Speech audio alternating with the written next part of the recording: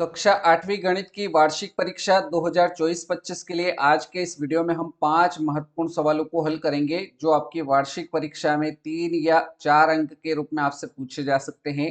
तो आपसे रिक्वेस्ट है कि इस वीडियो को पूरा अंत तक देखिए और पांचों सवाल बहुत ही सिंपल है, इसलिए आपको परीक्षा से पहले इनको किस प्रकार से आपको हल करना है इसको समझ लीजिए। तो चलिए आज के इस वीडियो के पहले सवाल की ओर बढ़ते हैं। पहला सवाल आपके सामने आ चुका है।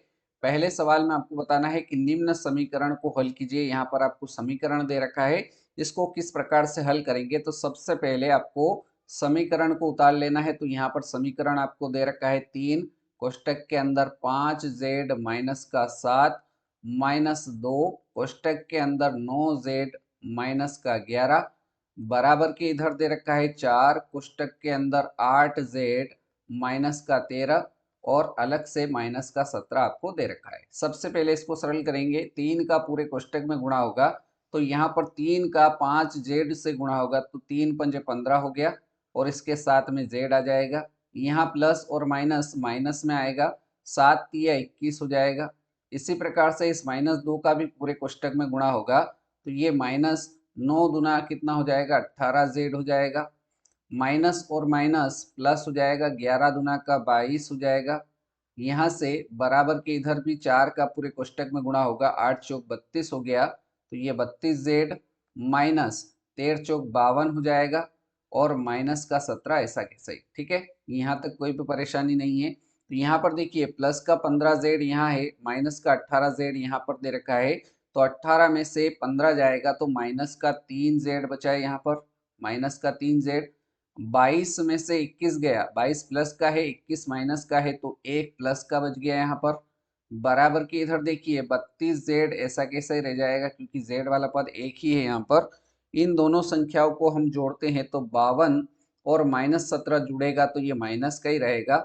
7 और 2 9 हो जाएगा, 7 और 2 9, 5 और 1 6 तो ये माइनस का 69 हो जाएगा।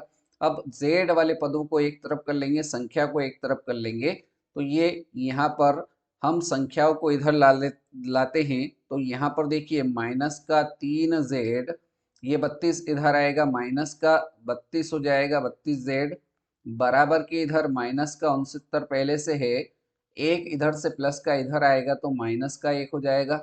यहाँ 32 माइनस का है, 3 माइनस का, दोनों जुड़ जाएंगे, 32 और 3 35 हो जाएगा, 35z हो गया बराबर 69 और 1 70 हो जाएगा, दोनों माइनस के तो माइनस का 70 हो जाएगा। माइनस और माइनस प्लस हो जाएगा और यहाँ से z का मान आपको निकालना है तो z के साथ में 35 इधर आ जाएगा तो 70 के बटे में 35 पहुंच जाएगा क्योंकि गुणा में ही इधर आएगा तो भाग में चला जाएगा। 35 एकम 35, 35 दुना का 70 तो यहाँ से आपके पास में z का मान कितना आ जाएगा, 2 आ जाएगा। तो इस प्रकार से हमारे पहले सवाल में z का मान कितना आ जाएगा, 2 आ जाएगा, जो कि हमारा बिल्कुल सही उत्तर रहेगा। आया समझ में। तो इस प्रकार से इस समीकरण को हल किया जाएगा। चलिए अगला सवाल देखेंगे। सवाल नंबर 2 करने की कोशिश करिएगा। सवाल में आपको दे रखा है किसी सम चतुर्भुज के विकर्ण, यहाँ पर दो विकर्ण दे रखे हैं 7.5 सेंटीमीटर एवं 12 सेंटीमीटर है। आपसे इसका क्षेत्रफल पूछा जा रहा है।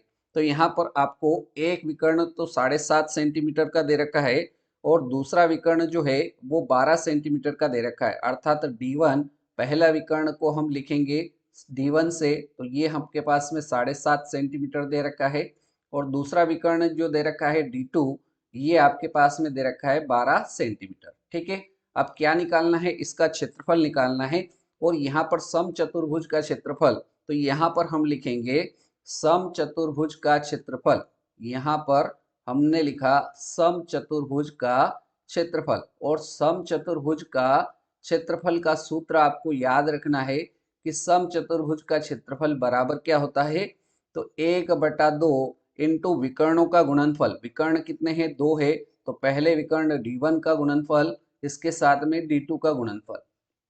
ठीक है, तो ये सूत्र हो गया सम चतुर्भुज के क्षेत्रफल का 1/2 इंटू D1 इंटू D2। तो यहाँ पर मान रख देंगे 1/2 सूत्र का है, D1 का मान 7.5 गुणित D2 का मान 12। इसको अगर सरल करेंगे तो यहाँ से कोष्टक को हटा देते हैं तो इंटू का साइन आ जाएगा, 7.5 गुणित में 12 ठीक है। यहाँ से दशमलव हटा लेते हैं तो नीचे बटे में 10 आ जाएगा।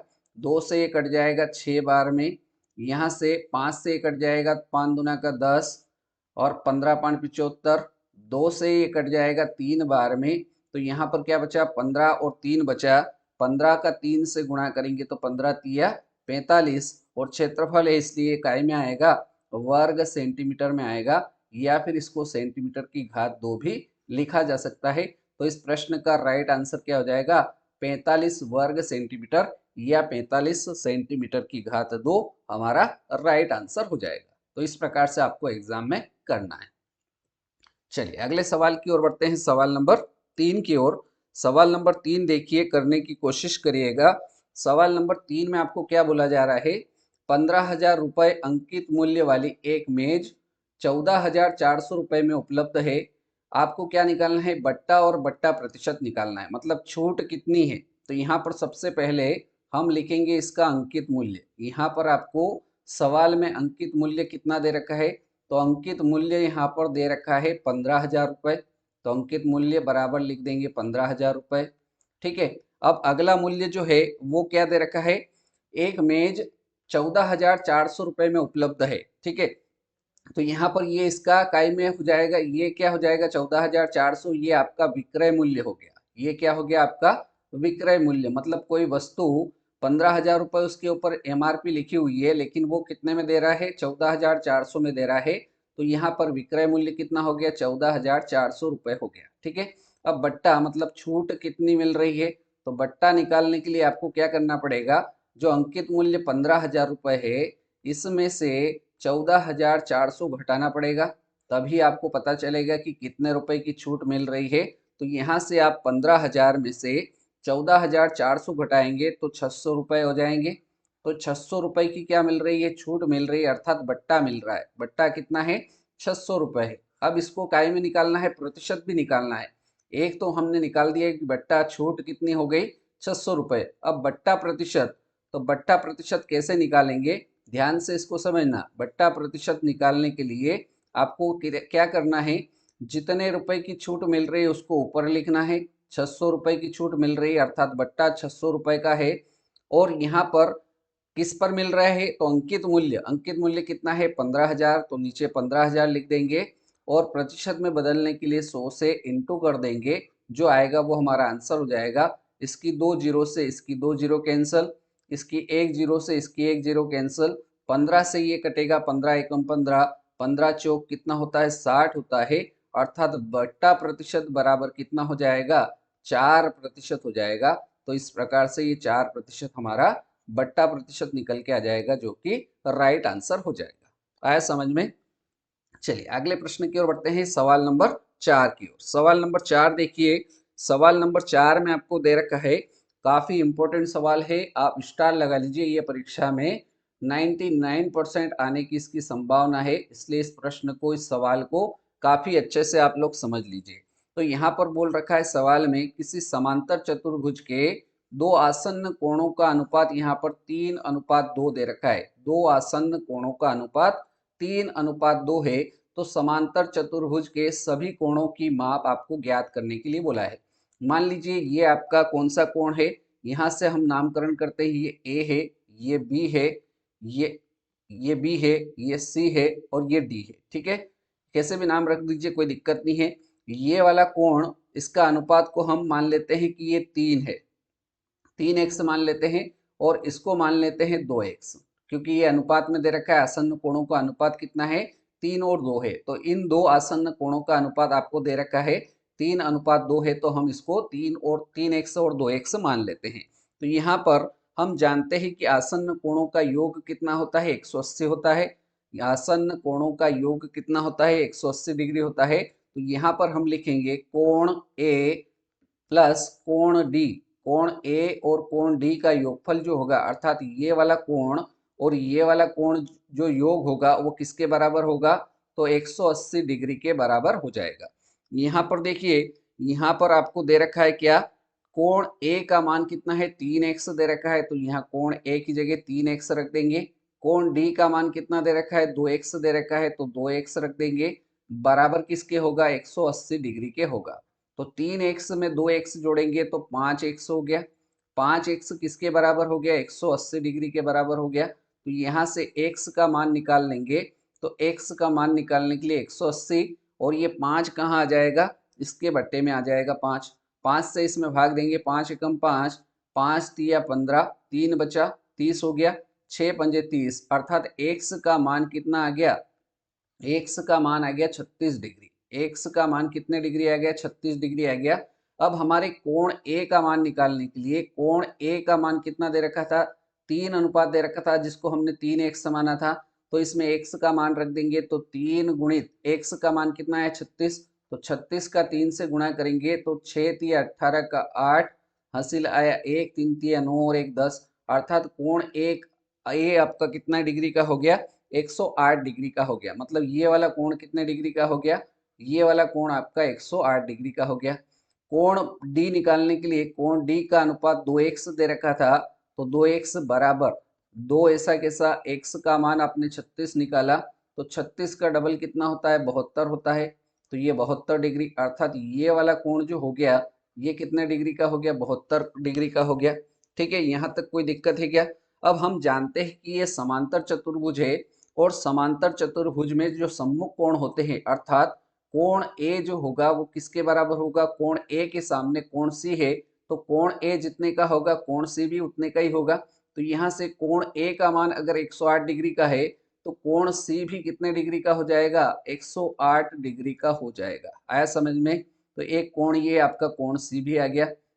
इसी प्रकार से देखिए, कोण डी के सामने वाला कोण कौन सा है? कोण बी है। तो यहाँ पर हम लिखेंगे कोण बी बराबर होगा कोण डी के। तो यहाँ पर हमने निकाल दिया है कि कोण डी 72 डिग्री का है, तो यहाँ से कोण बी भी आपका कितने डिग्री का हो जाएगा? 72 डिग्री का हो जाएगा। इस प्रकार से चारों कोण आपके पास में आ गए हैं। तो यहाँ पर हम लिख देंगे कोण ए बराबर आपका कितने डिग्री का है? 108 डिग्री का। कोण बी बराबर कितने डिग्री का? कोण बी आपका 72 डिग्री का। कोण सी बराबर कितने डिग्री का? 108 डिग्री का। और कोण डी जो है वो भी आपका 72 डिग्री का। तो ये चारों मान आपको निकालने थे। इस प्रकार से इस सवाल को हल कर लेना है और ये काफी इंपॉर्टेंट सवाल है, परीक्षा में बहुत बार पूछा जाता है। इस बार भी इसको पूछे जाने की संभावना है, इसलिए इस प्रश्न को, इस सवाल को काफी अच्छे तरीके से आपको समझ लेना है और एग्जाम में इसी प्रकार से आपको कर लेना है। आगे बढ़ेंगे। आज के इस वीडियो का अंतिम सवाल है सवाल नंबर 5। जब एक पासे को फेंका जाता है तब निम्नलिखित प्रत्येक घटना से प्राप्त होने वाले परिणामों को लिखिए। जब एक पासे को फेंका जाएगा तो पासे के ऊपर कौन कौन सी संख्या होती है? 1, 2, 3, 4, 5 और 6 अंक उसके ऊपर लिखे हुए रहते हैं। ठीक है, क्या बोला जा रहा है पहली कंडीशन में? पहली कंडीशन में बोला गया है कि एक अभाज्य संख्या आने का जो परिणाम है वो आपको लिखना है। तो एक अभाज्य संख्या, तो सोचिए एक पासे में अंक 1, 2, 3, 4, 5 और 6 होंगे। एक अभाज्य संख्या आने की प्रायिकता आपको पूछी जा रही है। एक अभाज्य संख्या आने की परिणाम जो होगा वो क्या होगा? तो एक अभाज्य संख्या कब आ सकती है? तो अभाज्य संख्या इन 6 अंकों में 2 अभाज्य संख्या है तो 2 आ सकती है। अगली संख्या आपकी कौन सी है? अभाज्य संख्या 3 है। अगली अभाज्य संख्या आपकी 5 है।